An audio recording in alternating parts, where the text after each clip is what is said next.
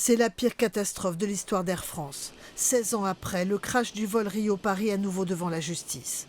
La compagnie aérienne, mais aussi Airbus, le constructeur, relaxé en première instance, comparaissent devant la cour d'appel pour homicide involontaire. La catastrophe avait fait 228 morts.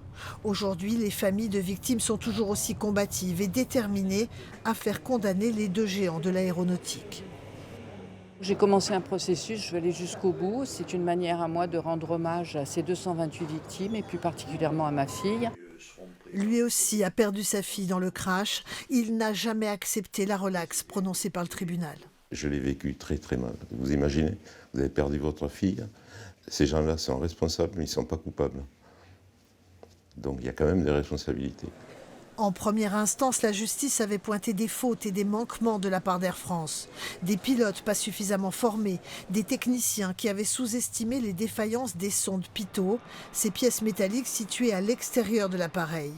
Le givre sur les sondes avait entraîné la perte totale des données de vitesse et de pilotage automatique.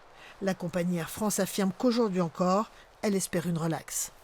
L'enquête a prouvé que les sondes pitot défectueuses étaient bien à l'origine du crash. Le 17 avril 2023, Air France et Airbus sont relaxés des poursuites pour homicide involontaire. Le tribunal correctionnel avait considéré qu'aucun lien entre les fautes et la catastrophe n'avait pu être démontré. Ce second procès devrait durer 2 mois.